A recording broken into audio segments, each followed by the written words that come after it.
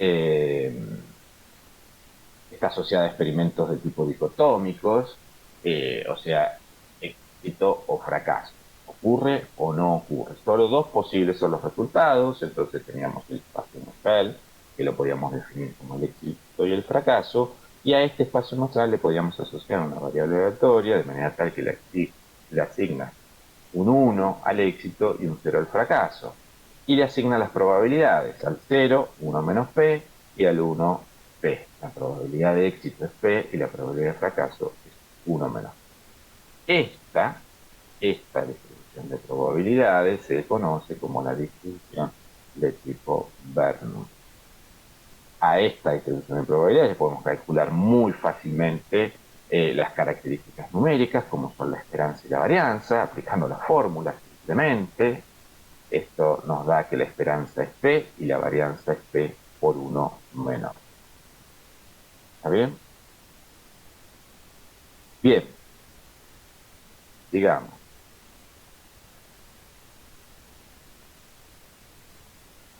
la distribución de tipo binomial, una variable aleatoria tiene una distribución de tipo binomial. ¿Y cuándo aparece esta distribución? Aparece cuando estamos interesados en el número de veces que ocurre un suceso A en n pruebas independientes de un experimento de tipo B. Sea, en el número de éxitos por n observaciones de un determinado experimento de tipo Bernoulli independiente. En esos casos estamos en presencia de una variable aleatoria de tipo binomial. Los únicos parámetros que caracterizan a la distribución binomial son el n y el p, donde p es la probabilidad de éxito y esa probabilidad de éxito se tiene que mantener constante en las n repeticiones del experimento. Y el n es el número de pruebas independientes de un experimento de tipo dicotómico, pasa o no pasa, éxito o fracaso. Conocidos el n y conocido el p, me puedo armar muy simplemente la distribución de probabilidades. ¿Sí? ¿De qué manera? De esta manera. Una construcción. Esta es la distribución de probabilidades asociada a una variable aleatoria de tipo Bernoulli binomial con parámetros n y p, donde p es la probabilidad de éxito. Entonces, ¿en qué momento, cuáles son las características que tiene que cumplir una distribución binomial? Las n repeticiones tienen que ser independientes, el resultado de cada prueba es dicotómica, éxito o fracaso, y la probabilidad de éxito se tiene que mantener constante en las n repeticiones.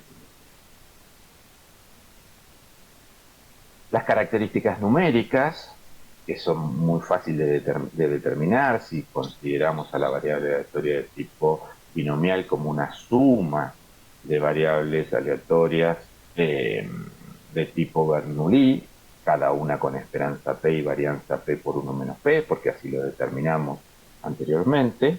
Entonces la esperanza de una distribución de tipo binomial va a ser n por p y la varianza de una variable aleatoria de tipo binomial va a ser n por p por 1 menos. ¿Sí? Entonces, si nosotros sabemos que x es una variable aleatoria que tiene una distribución o binomial con parámetros n y p, y estos parámetros están definidos y fijos, inmediatamente sabemos que la esperanza es n por p y que la varianza es n por p por 1 menos.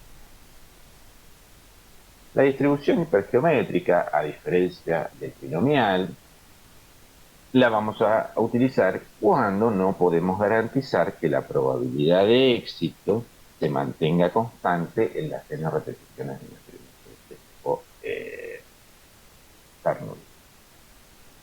Bueno, es un poquito más compleja la notación, no hay tampoco una notación que se utilice demasiado para establecer que una variable aleatoria de x tenga una distribución de tipo hipergeométrica, así como establecemos que x tiene una variable de tipo binomial y la identificamos de esta manera. Para una hipergeométrica no se ha llegado a un consenso por los parámetros que tiene, pero bueno, no es compleja si uno la deduce a medida que está resolviendo el problema e identifica que la variable se distribuye en forma hipergeométrica.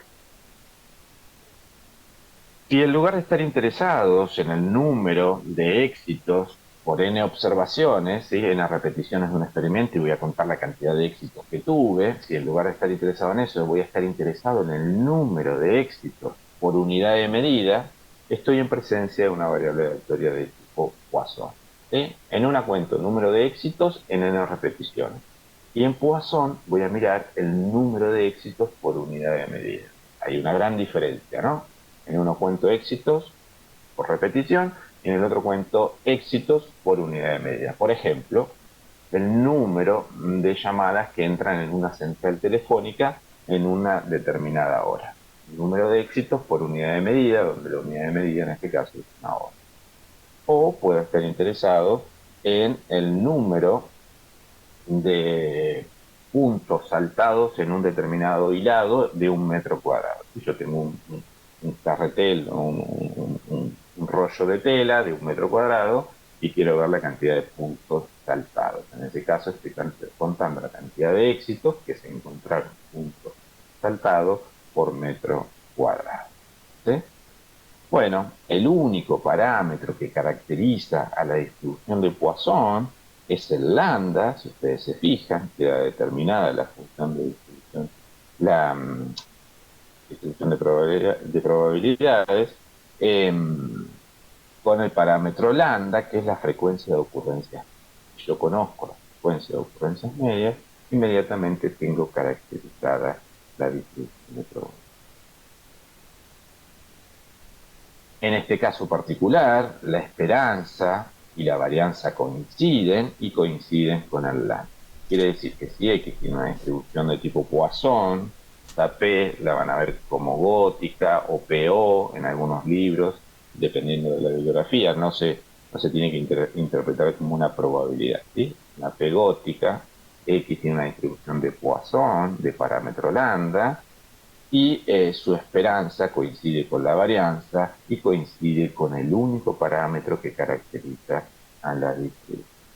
Entonces, conocida la frecuencia de ocurrencias medias, inmediatamente conozco la esperanza y conozco la varianza. Vimos también que la distribución de Poisson se puede utilizar como una aproximación a la binomial. ¿Cuándo vamos a poder utilizar la distribución de Poisson como una aproximación a la binomial?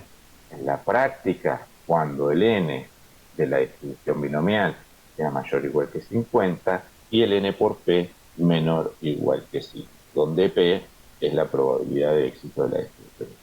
¿Sí? Yo tengo la distribución binomial y la quiero aproximar por una distribución de Poisson. Bueno, ¿cuándo lo voy a poder hacer? Cuando el n sea mayor o igual que 50 y el de n por p sea menor o igual que 5. Donde el lambda de la distribución de Poisson que yo voy a utilizar para aproximar a mi distribución binomial va a ser el n por p. ¿Sí? N por p es el lambda que yo voy a utilizar para aproximar una distribución binomial utilizando una distribución de Poisson. ¿Está? ¿Alguna duda hasta acá? En los foros se había generado alguna duda con el lambda. ¿Cuál era el lambda? Bueno, el lambda es el n por p, pero creo que había quedado aclarado.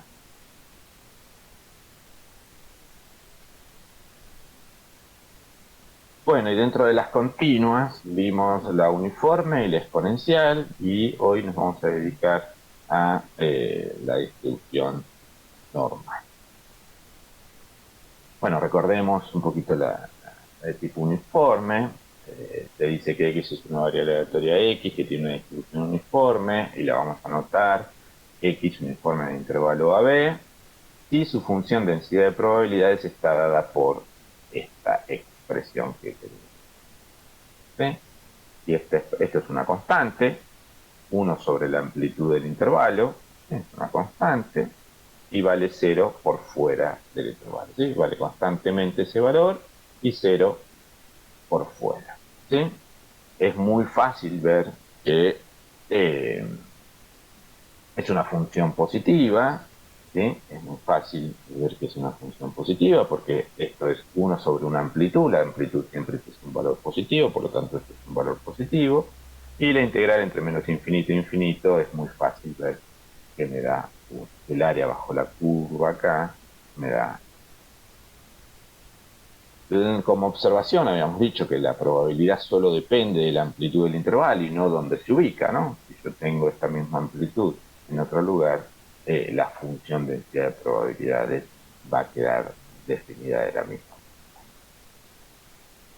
Es muy fácil también verificar, haciendo las cuentas, si se pueden entrenar, que la función de distribución acumulada, de la asociada a la función de densidad de probabilidades de un uniforme, tiene esta expresión.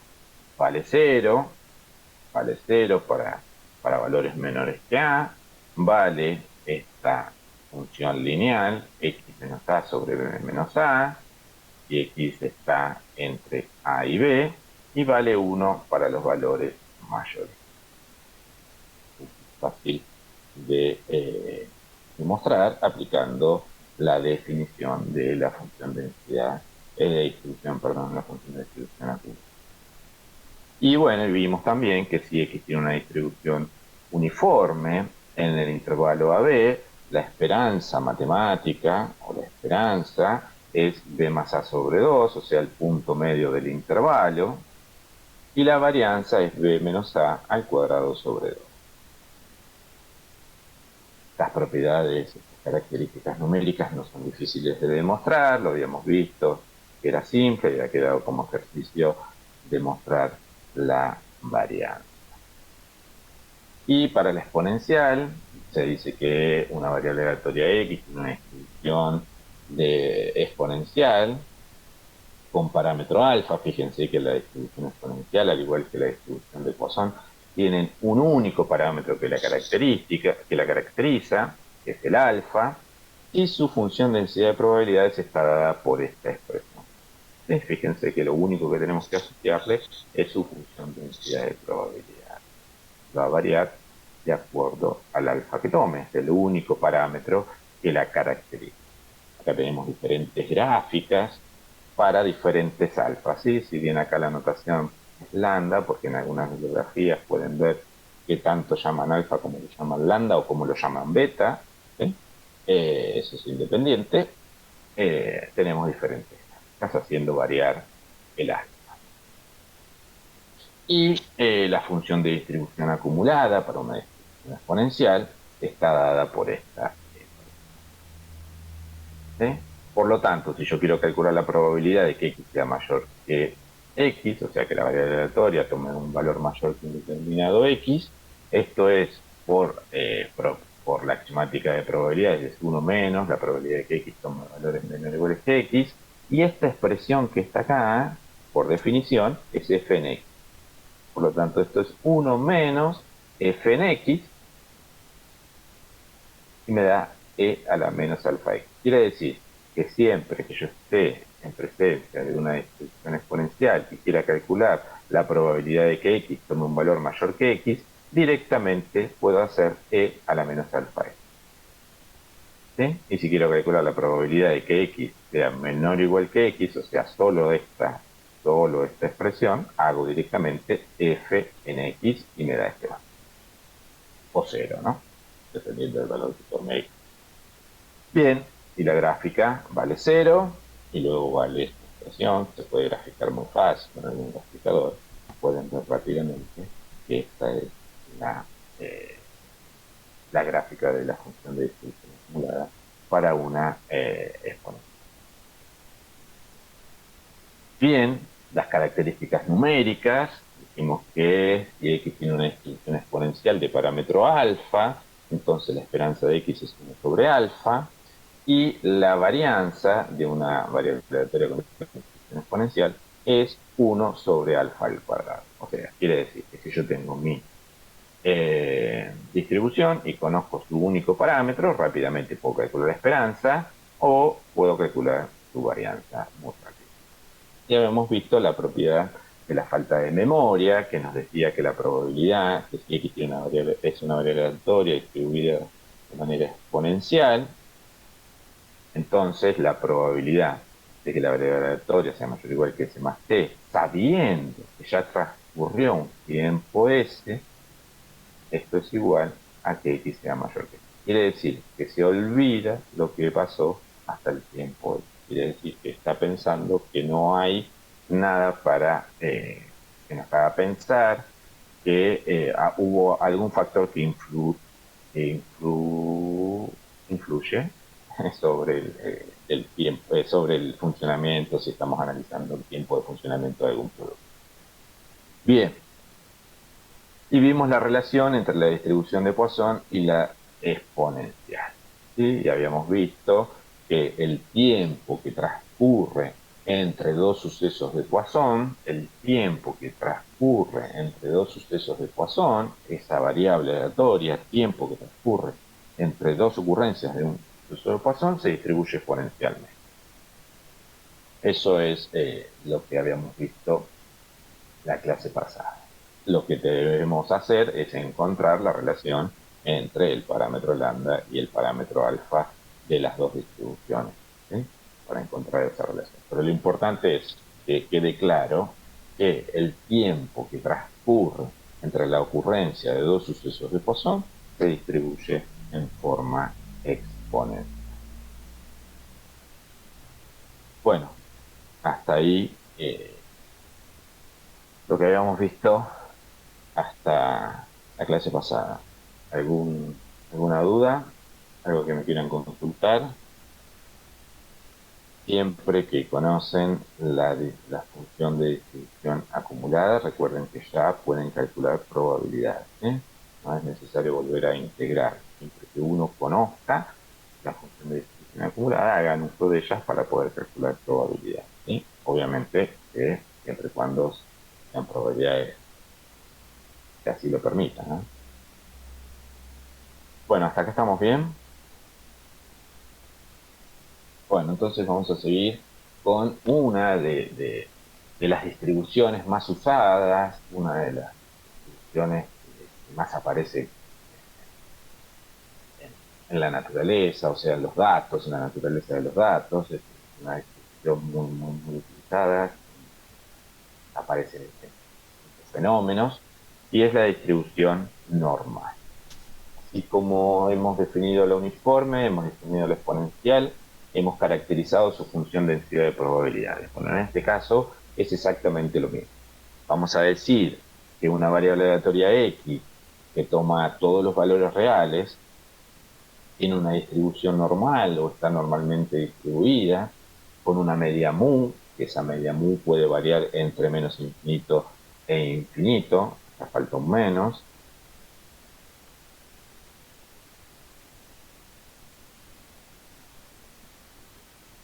entre menos infinito e infinito, y una varianza sigma al cuadrado, y lo vamos a notar que X tiene una distribución normal con media mu y varianza sigma al cuadrado, y su función densidad de probabilidades está dada por f de x igual a 1 sobre sigma por la raíz cuadrada de 2pi por e a la menos un medio de x sobre sigma al cuadrado. Si se fijan, la función densidad de probabilidades está caracterizada únicamente queda determinada únicamente por los dos parámetros, por mu y por sigma. ¿Está? Únicamente hacen falta conocer esos dos parámetros para conocer que quede bien definida la función densidad de probabilidades. ¿Sí? Fíjense, esta función depende únicamente de los parámetros mu y sigma, que son la media y la desviación estándar. Quiere decir que si X tiene una distribución normal, su media es mu y su varianza es sigma al cuadrado o su desviación estándar es sigma. Una vez que se especifica mu y sigma, la curva normal queda determinada por completo. Una vez que yo conozco mu y sigma, que es lo que veníamos hablando, una vez que uno conoce los parámetros que caracterizan a la función, inmediatamente queda definida la función de densidad de probabilidad. Vamos a ver un caso particular y vamos a ver por qué este caso particular lo vamos a ver más adelante. Si X tiene una distribución normal con media 0, ya centrada en el origen, y varianza 1, se dice que X tiene una distribución normal estandarizada. Y después vamos a ver por qué la estamos definiendo esta en particular, ¿no? habiendo tantos mu, tantos sigma, ¿por qué nos quedamos con esta en particular? La que tiene media cero y varianza 1 y la llamamos distribución normal estandarizada. Bueno, entonces, bueno, reemplazamos sigma por 1 y mu por 0, simplificamos un montón esta expresión que tenemos acá, ¿no? Para el caso particular en que mu vale 0 y la varianza vale 1, bueno, simplificamos la notación de su función de densidad de probabilidades, queda expresada de esta manera.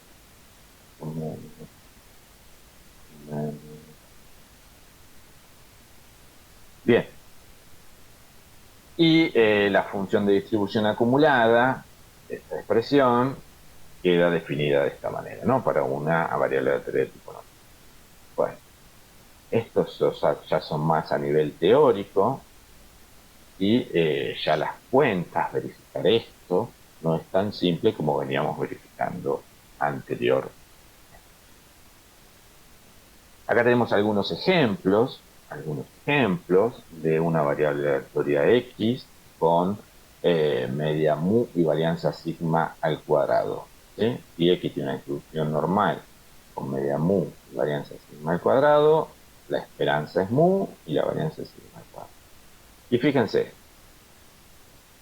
lo que hace mu me hace una traslación sobre el eje X. ¿Sí? Corre la curva sobre el eje X. Y acá tenemos las tres centradas en el origen, esta está centrada en el origen, esta está centrada en el origen, esta está centrada en el origen, y la última está centrada en 2. ¿Ah? Está centrada en 2 y las otras tres están centradas en 2. Quiere decir que el mu lo que hace es un corrimiento de la función, ¿sí? Sobre el eje X. Y el sigma, a medida que el sigma disminuye, tenemos una pronunciación mayor. Y a medida que aumenta, tenemos mayor variabilidad, esa sería la interpretación que uno le da. A medida que aumenta, se nos va amesetando nuestra campana. ¿Está bien? Entonces, esa es la interpretación que hacemos del mu y del sigma. El mu, corrimiento sobre el eje X, y el sigma, más empinada o menos empinada la gráfica. Acá tenemos tres gráficas, todas centradas en el origen. ¿Sí? Tendríamos tres variables aleatorias distribuidas normalmente centradas en el origen, donde lo único que variamos es el sigma. A medida que el sigma aumenta, tenemos mayor variabilidad. ¿Sí? Los puntos se empiezan a alejar de la medida de tendencia central, que en este caso es muy bueno. Y acá tenemos otros ejemplos también. En este caso tenemos centrada en 50, en este caso tenemos una centrada en 100 y diferentes signos, ¿sí? Para que vean el efecto que produce el mu y el. Bueno, algunas características de la función de distribución acumulada, que lo podemos ver gráficamente. La función tiene un máximo en x igual mu. En x igual mu alcanza su máximo. Quiere decir que en x igual mu tenemos el máximo valor que toma. La curva es simétrica alrededor del eje vertical x igual mu, donde coinciden la media, la mediana y la moda. ¿Sí? X igual mu coincide la media, la mediana y la moda, por lo tanto es simétrica. La curva es simétrica, el área bajo la curva en este caso es 0,5 y para este lado es 0. Los puntos de inflexión, la curva tiene puntos de inflexión con abscisas mu más menos sigma. ¿Sí? En estos puntos se dan los puntos de inflexión de la curva. ¿Sí? Recuerden que es el punto donde se cambia la concavidad. La curva normal se aproxima al eje horizontal de manera asintótica conforme nos alejamos de la media, es decir, cuando X toma valores más o menos infinitos, o sea, cuando a medida que nos vamos alejando, se hace asintótica, perdón, no asintomática, y de este lado del medio. Bien. alguna otra característica. El área total bajo la curva obviamente tiene que ser 1 para que sea una legítima función de densidad de probabilidades. Y los parámetros muy sigma son la media y la desviación estándar de la distribución normal. Bien, entonces, esta es una otra de las continuas teóricas que vamos a ver. Su función de densidad de probabilidades está dada por esta manera, muy conocido es el sigma cuadrado, queda totalmente definida. Para el caso particular en que mu es 0 y sigma cuadrado es 1, estamos en presencia de lo que denominamos una distribución normal estandarizada, y su función de distribución acumulada está dada por este. Bueno, vimos los efectos que produce. Y vamos a esta característica que nos lleva a hablar sobre la distribución estandarizada. Bueno, dada la dificultad que se encuentra al resolver las integrales de una función de densidad de probabilidades asociadas a una variable aleatoria normal, es necesario contar con una tabulación de las áreas de la curva normal para una referencia rápida. ¿Sí? Sin embargo, sería una tarea difícil intentar establecer tablas separadas para cada valor de mu y sigma. En este caso, contamos con una tabla de valores que uno puede buscar rápidamente cuáles son las probabilidades, o sea, el área bajo la curva para la distribución normal estandarizada. ¿Sí? Por eso es que se define y es tan importante. Contamos con una tabla de valores para poder buscar probabilidades ahí. Ahora bien, no podemos contar con una tabla para todas las variaciones de mu y para todas las variaciones de sigma, sobre todo que mu y sigma toman valores infinitos, por lo tanto sería imposible recopilar absolutamente todas las tablas. Entonces, nosotros lo que tenemos es una única tabla, la tabla para una distribución normal estandarizada. Esta es la única tabla que necesitamos. Por lo tanto, tenemos que tener alguna herramienta matemática que me permita transformar toda distribución normal, con media mu sigma al cuadrado, en una normal 0,1. ¿Para qué? Para luego poder hacer uso de esta tabla.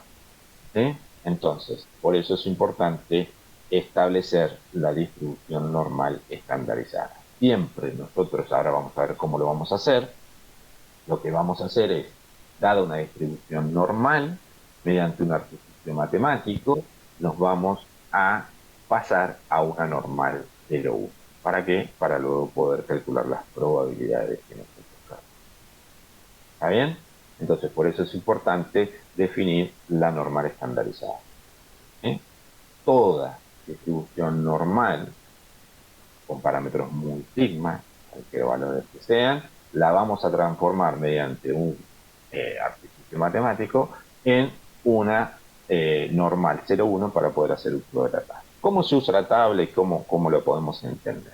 Fíjense que acá me está diciendo que estoy en presencia de una normal 0,1 y me devuelve esta tabla, en el cuerpo de la tabla, me devuelve la probabilidad de que la variable aleatoria z tome un valor menor o igual que z, o sea, el área bajo la curva hasta la recta x igual a z.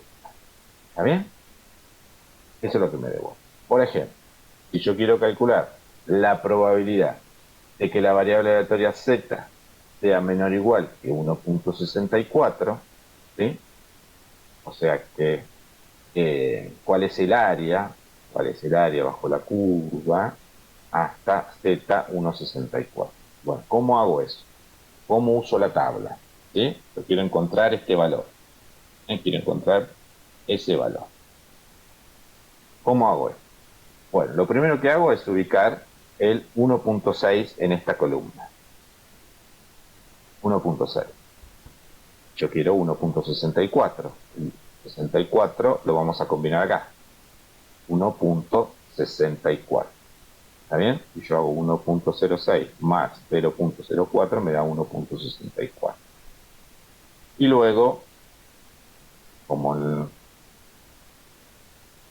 la batalla naval, 1, y tengo 0.949. Y esa es la probabilidad de que la variable aleatoria z sea menor o igual que 1.64. ¿Está claro? ¿Cómo lo hago? Lo primero que hago, ubico sobre esta columna el 1.6, luego busco el 0.64, la suma de estos dos me da 0.64 y finalmente el valor que estaba buscando. Entonces la probabilidad de que la variable z sea menor o igual que 1.64 quiere decir que este valor sería 1.64 y el área bajo la curva K sería de 0.9490. ¿De qué otra manera puedo usar yo la tabla? Me pueden estar diciendo ahora que encuentre cuál es el valor de z, para el cual la probabilidad de que z sea menor o igual que este z sea igual de 0.7995. Es decir, que el área bajo la curva acá sea de 0.7995. ¿Sí? Ahora estoy interesado en encontrar el valor de z para el cual el área bajo la curva me dé 0.7990. ¿Qué harían en este caso? ¿Cómo encontrarían ese valor de z? ¿Alguien que me diga cómo proceder?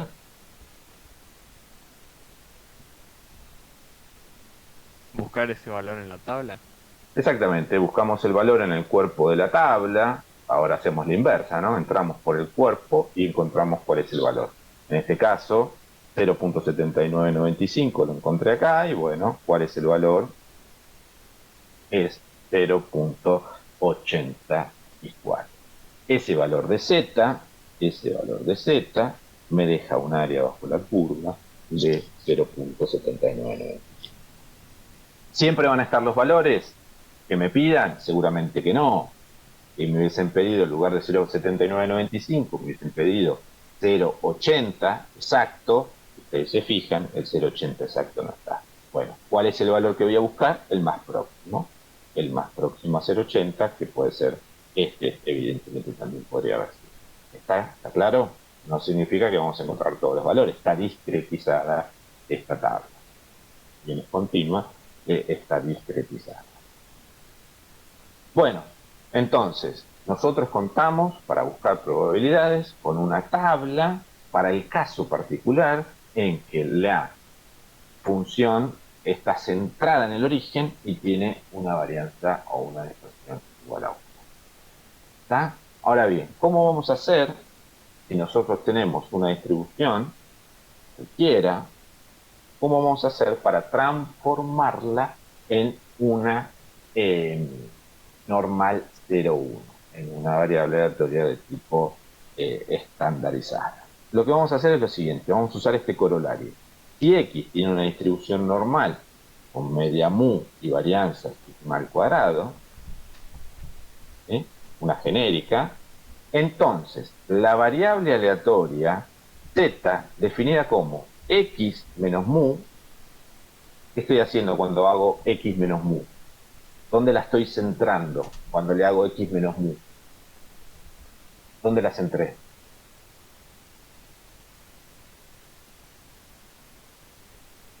El corrimiento ¿El le dice. centro?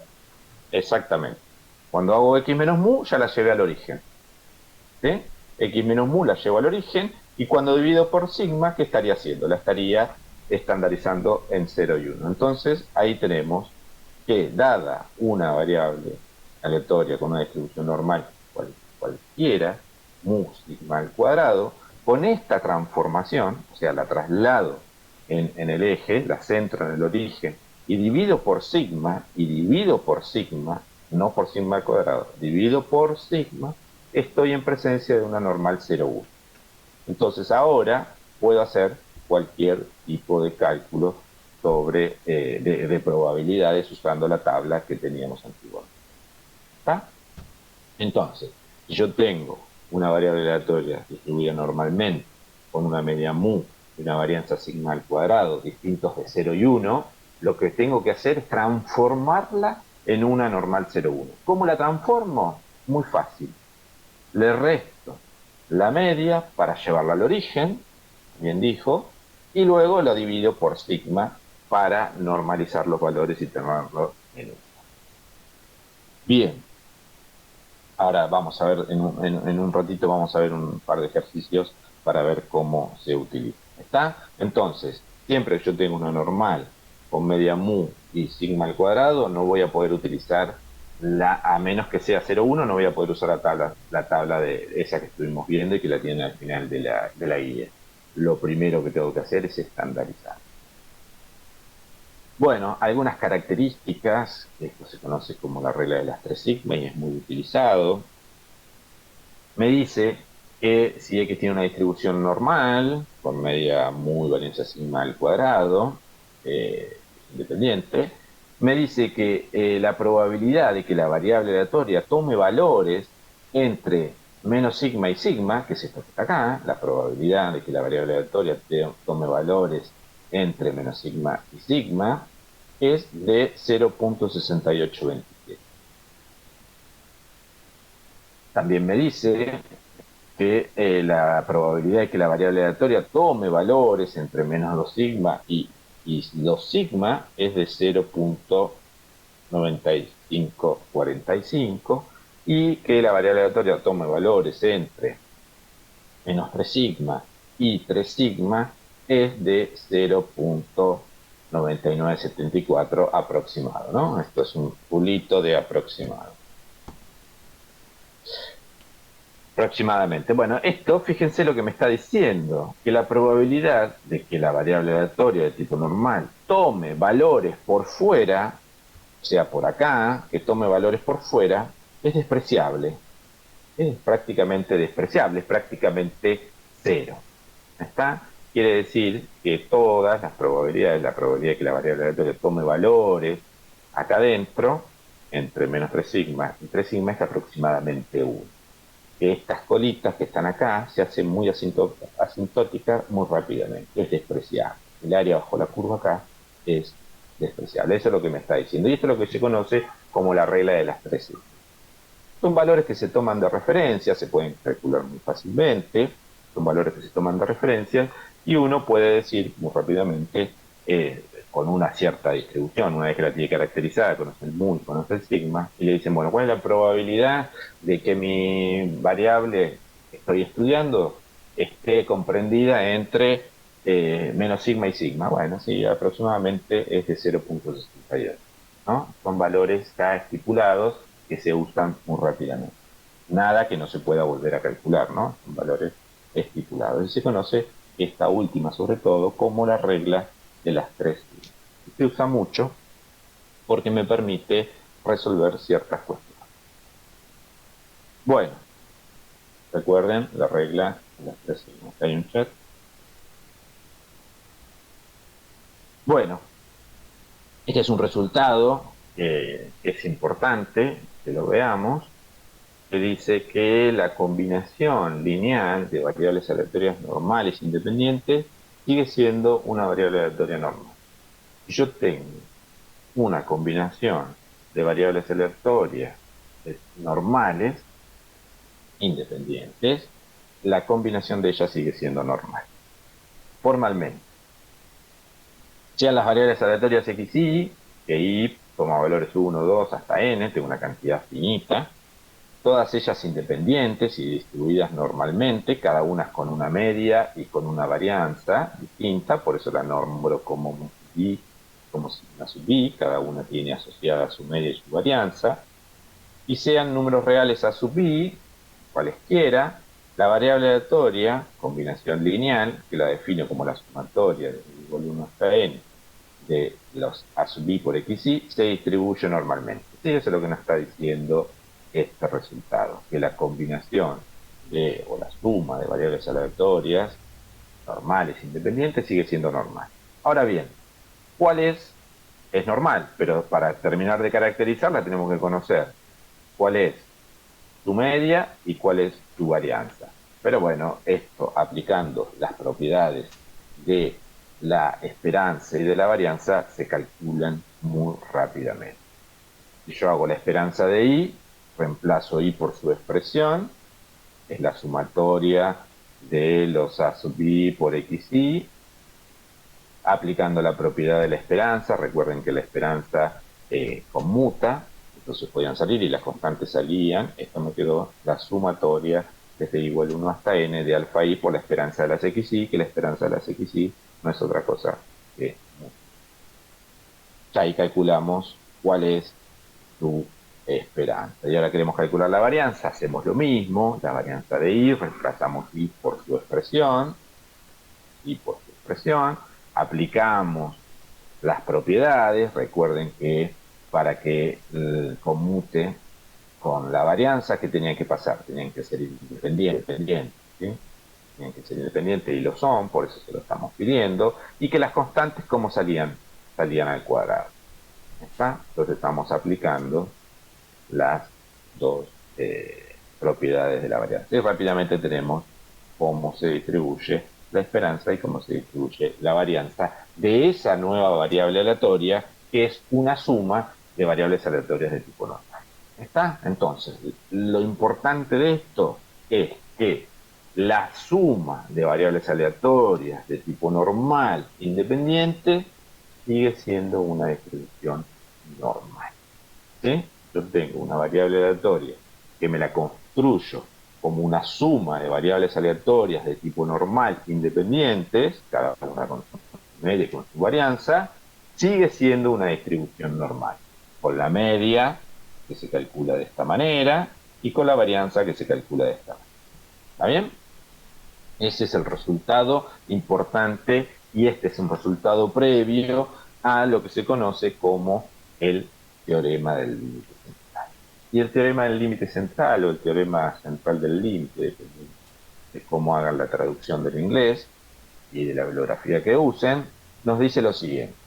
Si nosotros ahora tenemos x1, x2, x3, xn, variables aleatorias independientes e idénticamente distribuidas, independientes e idénticamente distribuidas. No nos dice si se distribuyen todas normalmente. Lo único que nos dice es que se distribuyen idénticamente. Pueden ser todas normales, pueden ser todas uniformes, pueden ser todas exponenciales. ¿Sí? Fíjense que ahora dejamos de lado el caso particular que vimos anteriormente. Nos dice sean x1, x2, x3, xn, variables aleatorias independientes, idénticamente distribuidas. Todas tienen la misma distribución. Ya no estamos mirando que sean normales. Todas con la misma media, todas con la misma varianza, y sea S una variable aleatoria que la construyo como la suma de esas variables aleatorias independientes e idénticamente. ¿Está? Entonces S sigue siendo una variable aleatoria, obviamente, porque es suma de variables aleatorias, de la aleatoriedad de cada una de ellas, S sigue siendo una variable aleatoria.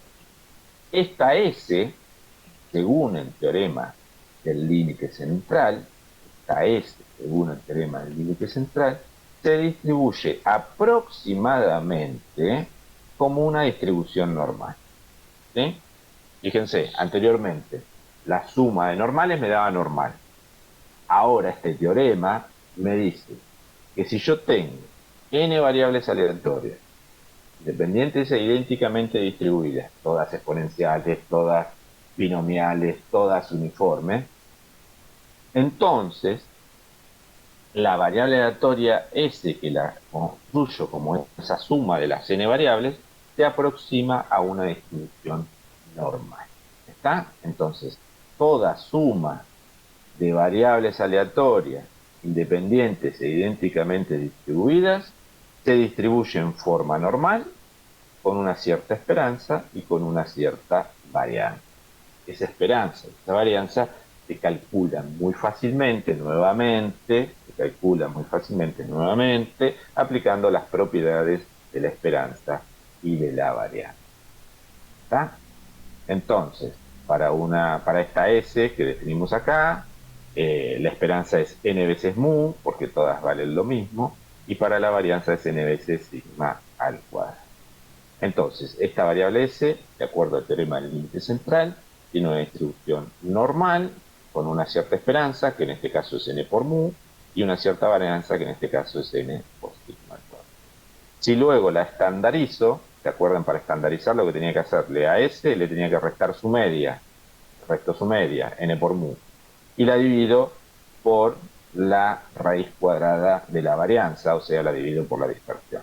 Esta tiene una distribución normal 0,1 y puedo trabajar con la tabla que vimos anteriormente. ¿Está? Entonces, tenemos el caso anterior que dijimos que la suma de variables aleatorias distribuidas en forma normal e independientes, la suma es normal, me lo garantizo. La suma de normales me da normal. El teorema del límite central me dice, es un poquito más general, me dice que si yo tengo n variables aleatorias distribuidas idénticamente e independientes, entonces la suma de ellas se aproxima a una distribución normal. ¿Está? Con una cierta esperanza y una cierta varianza. Hay otra definición del teorema del límite central, que es un poquito más generalista, pero bueno, tiene algunas consecuencias, que habla de que no necesariamente tienen que estar idénticamente distribuidos. Pero bueno, nosotros vamos a trabajar con esta versión. Los comento por si lo ven. Bueno, ¿está alguna duda de esto? Parece simple, no dice mucho. La suma de normales me da normal, la suma de variables aleatorias independientes idénticamente distribuidas que no sean normales, lo que a mí me está diciendo es que se aproxima a una distribución normal. Obviamente que para caracterizarla tengo que calcular su esperanza y tengo que calcular su varianza. De acuerdo a cómo la definí, bueno, aplicando las propiedades de la esperanza y aplicando las propiedades de la varianza, voy a poder calcular muy fácilmente cuál es esa esperanza y cuál es esa varianza. Bueno, y a partir de ahí, si quiero calcular una probabilidad, lo que voy a tener que aplicar es el corolario que vimos anteriormente, que a mí me permite estandarizar cualquier distribución de tipo normal. ¿Está? Que era el corrimiento para centrarla en el origen, restándole mu y dividiendo por la dispersión. Bueno, veamos un ejemplo para aplicar el teorema del límite central. Tenemos que una máquina de corte tarda en promedio 10 minutos en ejecutar su acción, con una desviación estándar de 3 minutos. ¿Sí? Una máquina de corte tarda en promedio 10 minutos en ejecutar su acción. Quiere decir que el tiempo medio que le lleva para ejecutar la acción es de 10, es de 10 minutos y tiene una desviación estándar de 3 minutos. Supongamos que durante un turno se realizan 36 cortes. ¿Cuál es la probabilidad de que el tiempo necesario para realizar los 36 cortes supere los 375 minutos? ¿Cuál es la probabilidad de que el tiempo necesario para realizar los 36 cortes supere los 375 minutos? Bueno, ¿cuál es la variable aleatoria que nos va a interesar a nosotros? Está relacionada con el tiempo, dice xy, tenemos tiempo de ejecución de un corte. Nosotros sabemos que el tiempo promedio de ejecución de un corte es de 10 minutos y que esto tiene una varianza de 3 al cuadrado, no al cubo, al cuadrado, de 3 al cuadrado. ¿Está bien? Porque nos está dando la desviación estándar, o sea, la raíz cuadrada de la varianza. Por lo tanto, la varianza de xy es 3 al cuadrado. Entonces, nosotros tenemos xy. Para cada corte es una variable aleatoria, xy, con un tiempo medio de ejecución de 10 minutos y una varianza de 3 al cuadrado. ¿Está bien? Sabemos también que durante el turno se realizan 36 cortes. Y ahora la variable aleatoria que yo me voy a definir como una suma es esta, es la suma de los tiempos que yo requiero para realizar los 36 cortes. Esta variable aleatoria, que yo la definí como la suma de los tiempos que yo requiero para hacer los 36 cortes, es una variable aleatoria que surge a partir de una suma de variables aleatorias independientes e idénticamente distribuidas. Quiere decir que estamos bajo las condiciones del teorema del límite central. Estamos en presencia de una variable aleatoria que es suma de variables aleatorias independientes e idénticamente distribuidas, todas con la misma media y todas con la misma varianza. ¿Sí?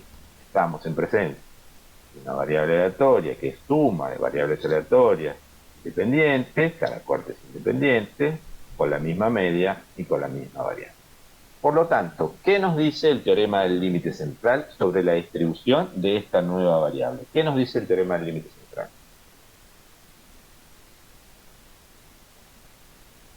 ¿Qué nos dice? Que cómo se distribuye esa nueva variable que me acabo de construir. Se distribuye en forma normal. Se distribuye en forma normal con una cierta esperanza y una cierta varianza. Así diciendo al cuadrado. Bien, ahora bien, tenemos que calcular esa esperanza y tenemos que calcular la varianza, que es muy simple. La esperanza de S, reemplazamos S por su expresión, que era la sumatoria desde igual 1 hasta 36 de las XY. Aplicamos propiedad y estamos sumando 36 veces la esperanza, que valía 10. ¿Se acuerdan? La esperanza de cada una de las XY era 10, por lo tanto, esto es 36 veces 10. Estoy sumando 36 veces una constante. Por lo tanto, esto me da 360. Y la varianza de S, reemplazo S por su expresión, ¿sí? La expresión de S era la sumatoria de las 36 variables aleatorias independientes. Aplico la propiedad de la varianza. Recuerden que para que pueda salir la sumatoria tenía que ser independientes y lo son. Y bueno, estoy sumando 36 veces la varianza, que es una constante, y me da 300. Por lo tanto, según el teorema del límite central, esa variable aleatoria que yo me definí como suma tiene una distribución normal con media 360 y varianza 324. Y ahora, ¿qué es lo único que me queda calcular? Es lo que me preguntaba, ¿no? ¿Cuál es la probabilidad de que el tiempo necesario para realizar los 36 cortes supere las 375 minutos? Quiere decir que quiero ver cuál es la probabilidad que esta variable S supere los 375 minutos. Esa es la probabilidad que me piden. ¿Cómo la voy a calcular? Haciendo 1 menos la probabilidad de que S sea menor o igual que 375, ¿no? Por la axiomática de probabilidades. Y ahora sí, no estoy en presencia de una variable aleatoria distribuida normalmente con media 0 y varianza 1. Tengo que estandarizar. Para estandarizar, lo que voy a hacer es restar en ambos términos, para no cambiar la desigualdad, la media, 360, y dividir por la dispersión. Entonces, me quedó de este lado una variable z, que la vamos a llamar z porque tiene una distribución normal 0,1, y de este lado me quedó el valor que tengo que buscar en tablas, que es 0,83. Como buscábamos 0,83, entrábamos por la columna con 0,8 y 0,83, 0,7967. Y esa es la probabilidad que nos pide, la probabilidad de que el tiempo que yo requiero para hacer los 36 cortes supere los 375 es de 0,2033. Esa es la probabilidad de que el tiempo que yo requiera para hacer los 36 cortes supere los 375. ¿Está? ¿En qué se Profesor, traduce esto? Sí, el 18 ese, ¿de dónde salió? ¿Cómo se sacaba ese 18? 18 tendría que ser la raíz cuadrada de 324. Si no es, me equivoqué. Bien. No, Pero, mira eso, quería saber. Mira, y da eso, el 18, recuerden que lo que yo hago es dividido por la dispersión. Resto, en el numerador resto para llevar al origen la media y luego divido por la raíz cuadrada de la variable. En este caso es 17. ¿Está bien? sí, sí, gracias. De nada. Entonces, una vez que estandaricé, puedo usar mi tabla para buscar las probabilidades. Bueno, el teorema del límite central tiene otras aplicaciones, pero básicamente es eso. Si uno construye una nueva variable aleatoria que es suma de variables aleatorias, independientes, idénticamente distribuidas, el teorema del límite central lo que me dice que esa nueva variable aleatoria que construí como una suma de variables aleatorias, independientes e idénticamente distribuidas, tiene aproximadamente una distribución normal. Ahora bien, tenemos que calcular cuál es su media, cuál es su esperanza, cuál es su media, cuál es su varianza, y obviamente que dependiendo de cómo la definí, voy a poder calcular esa esperanza y esa. No traten de memorizar o de ajustar para este tipo de suma, la esperanza es esta y la varianza es esta. No traten de hacer eso. Cada vez que la definan, traten de calcularlas aplicando las propiedades de la esperanza y de la varianza según cómo definieron su variable. Y ese es un consejo que les doy porque muchas veces tratan de memorizar y no sirve. Es mucho más fácil aplicar las propiedades de la esperanza y la varianza sobre la variable aleatoria que definí. Y otra aplicación que tenemos es la aproximación de la normal, es otra aplicación del teorema del límite central, ¿no? Estoy diciendo, de la aproximación de la distribución normal a la distribución binomial. Fíjense, esa representación que está ahí. Para diferentes valores del n de una distribución binomial, que es discreta, son los bastoncitos, fíjense que a medida que va creciendo, cómo se va asemejando a una campana, a una distribución normal. ¿Sí? Entonces, fíjense que podríamos aproximar tranquilamente una distribución de tipo binomial por una distribución de tipo normal. O sea, estamos pasando de una discreta a una continua, ¿no? Fíjense cómo una de tipo binomial, ahí hay diferentes binomiales, cómo se van aproximando a una normal. Y eso es lo que nos dice este resultado que tenemos acá. Si X tiene una distribución binomial con parámetros n y p, ¿sí? Parámetros que caracterizan a la distribución binomial son n y p, en forma de notación esta, la variable aleatoria y igual x menos n por p, que es la esperanza de la binomial, dividido la raíz cuadrada de la varianza de la binomial, tiene una distribución normal 0,1. ¿Está? Quiere decir que una variable aleatoria de tipo binomial, con parámetros n y p, la puedo aproximar por una variable aleatoria de tipo normal, con parámetros n y p y varianza n por p por 1 menos p. ¿Quién me garantiza eso? Me lo garantiza el teorema del límite central. Recuerden que cuando empezamos la teoría, dijimos que a una variable aleatoria de tipo binomial la podíamos pensar como la suma de n variables aleatorias independientes de tipo Bernoulli. Quiere decir que esa variable aleatoria de tipo binomial, si la pensamos como una suma de variables aleatorias independientes, todas distribuidas, igualmente distribuidas de forma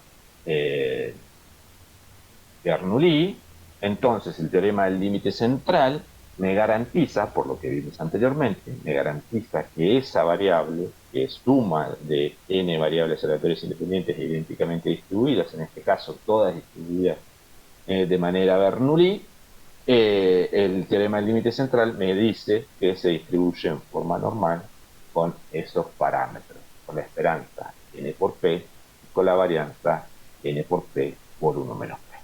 Bueno, y eso era fácil de calcular porque ya lo habíamos hecho. ¿Sí? Recuerden que la esperanza de una variable binomial es n por p y la varianza es n por p por 1. Entonces, fíjense, ya lo habíamos adelantado previamente, habíamos dicho que una variable aleatoria de tipo binomial la podíamos pensar como una suma de variables aleatorias, independientes e idénticamente distribuidas, todas de manera Bernoulli, bueno, el teorema del límite central ahora me está diciendo que esa variable aleatoria que suma de n variables aleatorias independientes e idénticamente distribuidas tiene aproximadamente esta distribución normal. ¿Está? ¿Está bien? Simplemente vuelvo a aplicar el teorema del límite central a la definición de la binomial como una suma de variables aleatorias de tipo Bernoulli. Bien, pero ¿qué pasa? Tenemos un problema. Recuerden que habíamos dicho que la integral en un punto era cero, quiere decir que si yo quiero calcular la probabilidad de que x, siendo x una variable aleatoria continua, la probabilidad de que x sea igual a un x0 para una variable aleatoria continua me daba cero, porque la integral en un punto me da cero, el área bajo la curva es cero, el punto tiene medida nula matemáticamente hablando, significa eso. ¿Qué pasa si nosotros queremos calcular la probabilidad que toma una variable aleatoria de tipo discreta, representada en este gráfico por los bastones, con una aproximación de tipo continua en un punto?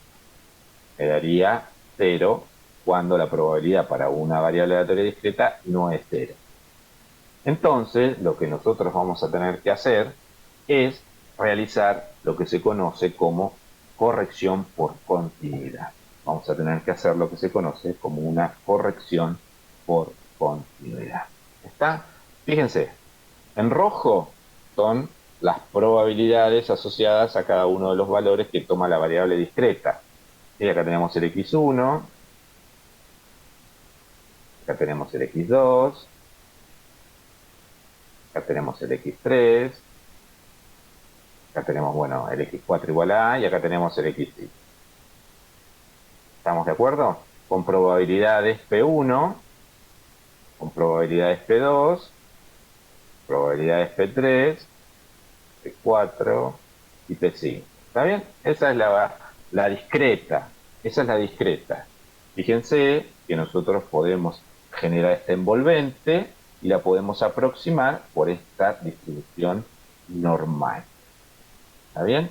Ahora bien, si yo quiero aproximar esta probabilidad de que x tome el valor a para una discreta, me va a dar el valor de esta probabilidad. Si yo eso lo quiero calcular como un área bajo la curva, me va a dar cero, por lo que dijimos. Me va a dar cero. Por lo tanto, lo que voy a hacer es ampliarme el intervalo. Voy a generarme esta sombra que está acá para poder calcular un área bajo la curva. ¿Y cómo hago eso? Ven ahí una sombra celeste, está un poquito tenue, pero hay una sombrita ahí. ¿Cómo hago eso? Si yo quiero calcular aproximando este valor de probabilidad que tenía en el discreto por este continuo, lo que voy a hacer es correrme más menos 0.5 alrededor de la. Y ahí voy a poder calcular un área bajo la curva, y ese área bajo la curva me va a dar la aproximación de la probabilidad. Lo mismo si quiero calcular la probabilidad de que la variable aleatoria x tome valores entre a y b. Y yo quiero calcular en el discreto la probabilidad de que la variable aleatoria tome valores entre a y b, sumo las probabilidades. En el discreto sumo las probabilidades, hago la probabilidad de que x tome el valor a más la probabilidad de que x tome el valor b. En el continuo, y yo lo voy a aproximar, voy a calcular el área bajo la curva acá. Ahora bien, volvemos a tener el mismo problema. Para A y para B, en los extremos, no lo estaría considerando porque vale 0. Para poder engrosar, para poder tomar estos valores, A y B, lo que voy a hacer es esta corrección por continuidad, que consiste en ampliar el intervalo 0,5 para un lado y 0,5 para el otro. ¿Está bien? A eso se le llama factor de corrección por continuidad. Cuando yo quiero aproximar una variable aleatoria de tipo discreta, que está representada por estos palitos con sus probabilidades, es bien discreta, son los bastones, para cada valor en el recorrido de la variable tengo su probabilidad. La probabilidad de que la variable aleatoria tome el valor A es este que está acá. está dado por su probabilidad. Si yo ahora lo quiero aproximar por esta envolvente, por esta continua que tengo acá, que es una normal, ¿sí? Aplicando el teorema del límite central, que fue lo que vimos anteriormente, bueno, lo que tengo que hacer es ampliar este entorno alrededor de la A, y como lo amplío, restando y sumándoselos. Lo mismo en este ejemplo, yo quiero calcular la probabilidad de que la variable aleatoria tome valores entre A y B. Para el caso discreto, sumo las dos barritas, sumo A y sumo B. Para el caso continuo, teniendo en cuenta esto, ¿qué voy a hacer? Voy a ampliar mi intervalo para poder hacer una corrección por continuidad. Esa ampliación la vamos a hacer de 0.5 hacia la derecha y hacia la izquierda. ¿Está bien? ¿Se entiende el concepto de corrección por continuidad?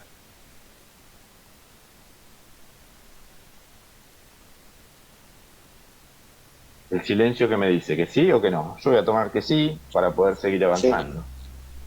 ¿Sí? Bueno, muy bien. Entonces, siempre que aproxime una variable aleatoria eh, discreta por una continua, voy a tener que aplicar esta corrección por continuidad. ¿Sí? A ver, 0.5 lo vamos a tomar porque es la teoría y así lo vamos a aplicar. Uno podría tomar un cierto delta, ¿no? Un cierto delta podríamos estar utilizando. Bien, veamos un ejercicio para aplicar exactamente esto que estuvimos viendo. Supongamos que un proceso de fabricación produce lavadoras de las cuales alrededor del 5% son defectuosas. ¿Sí? Si se inspeccionan 100 lavadoras, ¿cuál es la probabilidad de que haya entre 2 y 6 lavadoras defectuosas? Bien, número de éxitos en n observaciones con la probabilidad de éxito de 0.05. ¿Qué tipo de distribución tiene esa variable aleatoria? Número de lavadoras defectuosas en 100 observaciones. ¿Qué tipo de distribución tiene? Número de éxitos en n observaciones. ¿Qué tipo de distribución tiene? Bien, tiene una distribución de tipo binomial. ¿Sí? X, número de lavadoras defectuosas en 100 observaciones. La variable aleatoria, que es el número de éxitos en n observaciones, es una variable aleatoria distribuida en forma binomial con los parámetros n igual 100 y la probabilidad de éxito, que es la de encontrar una lavadora defectuosa, de 5 sobre 100 o 0.05. Muy bien. ¿Qué es lo que me pide? La probabilidad de que la variable aleatoria x esté entre 2 y 6. Como no me dice inclusive, las voy a tomar x mayor que 2 y menor que 6. Para tomarla incluido, debería decirme entre 2 y 6 inclusive. Entonces, si yo quiero calcular esta probabilidad, como habíamos dicho anteriormente, como es discreto, es la suma de que la variable aleatoria tome el valor 3, el valor 4 y el valor 5. ¿Está? Porque es discreto. Y cada una de ellas la calculo utilizando la fórmula de la binomial para los parámetros 100 y 0.05, que es la probabilidad de éxito. Bueno, cada uno de ellos fueron calculados aplicando esta distribución, haciendo variar el k para 3, 4 y 5, con la probabilidad de éxito de 0.05 y el n igual 100. Por lo tanto, la probabilidad de encontrar entre 2 y 6 lavadoras defectuosas en 100 es de 0.49. Muy bien. ¿Cómo nosotros ahora podemos aproximar esta distribución binomial aplicando el teorema del límite? Si nosotros aplicamos el teorema del límite central, dijimos que esta variable aleatoria de tipo binomial, x, la podríamos aproximar por una variable aleatoria de tipo normal con la esperanza n por p y la varianza n por p por 1 menos p. Entonces, acá n es por p, son 100 por 0.05, me da 5, y n por p por 1 menos p me da 4.5. Y que las cuentas las digo. Y ahora yo estoy interesado en calcular la probabilidad, la misma, de encontrar entre 2 y 6 lavadoras defectuosas. Lo primero que voy a hacer es establecer la igualdad. ¿Qué significa que X sea mayor estricto que 2 y menor estricto que 6 para un discreto? Que sea mayor o igual que 3, menor o igual que 2. Una vez que encontré la igualdad acá, voy a aplicar la corrección por continuidad, que es ampliar el intervalo en 0.5. O sea, sumo 0.5 hacia la derecha y resto 0.5 hacia la izquierda. Una vez que tengo esto, lo único que me resta es estandarizar para poder usar la tabla de valores. ¿Cómo se estandarizaba? Se restaba la media, término a término, resto la media, término a término, y divido por la raíz cuadrada de la varianza, o sea, divido por la dispersión, término a término. La variable del medio, dijimos que era una z, normal 0,1, z, y los valores que me quedan son los que voy a buscar en tabla. Entonces me quedó phi en 0.23, phi en menos 1.18, busco la tabla, hago las cuentas y esta es la probabilidad. Fíjense, la aproximación. El valor real me dio 0.4977 y el valor aproximado me dio 0.4659. ¿Está? Profe, 0.4977. una pregunta. Sí. ¿Por qué menos 1,18 es el valor más cercano a menos 1,15 aparece en la tabla? No, porque debería ser o acá hay un error o acá hay un error. A ver, ¿quién me hace esta cuenta? La de acá, Yo 2,5 menos te lo hago. 5, dale. 2,5 Dividido menos raíz de 5, 4,75. 4,75. Menos 1,14. Sí, menos 1,15 es. Bueno, entonces acá va menos 1,5. Ahí está. Está un error de cuenta. ¿Sí?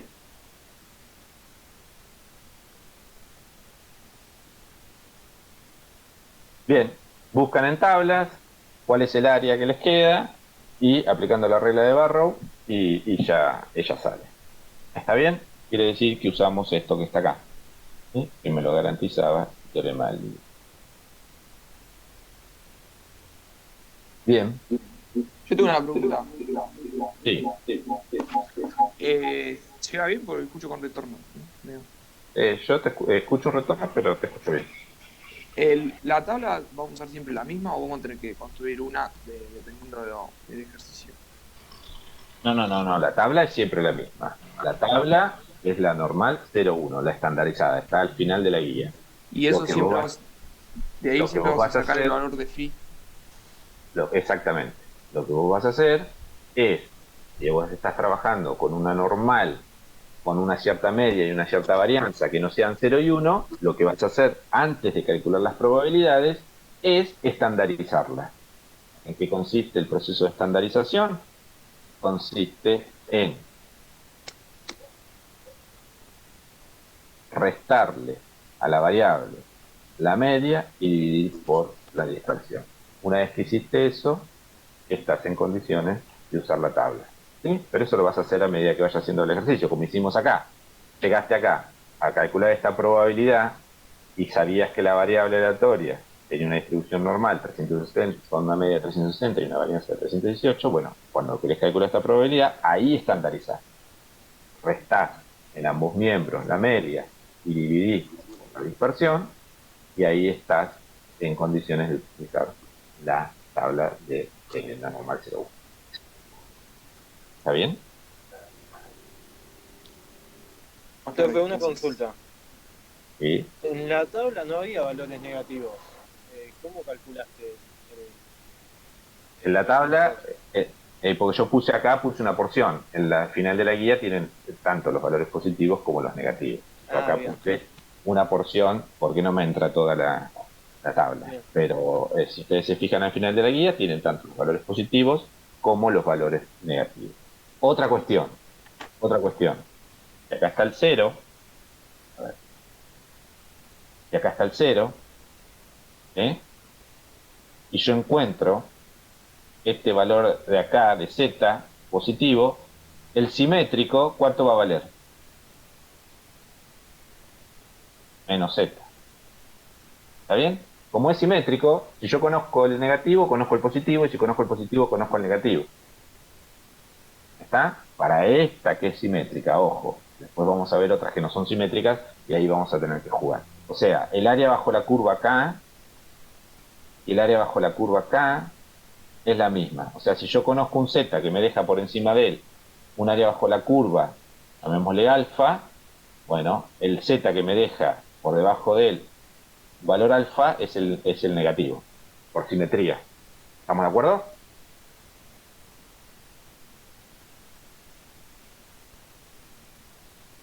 ¿Estamos de acuerdo?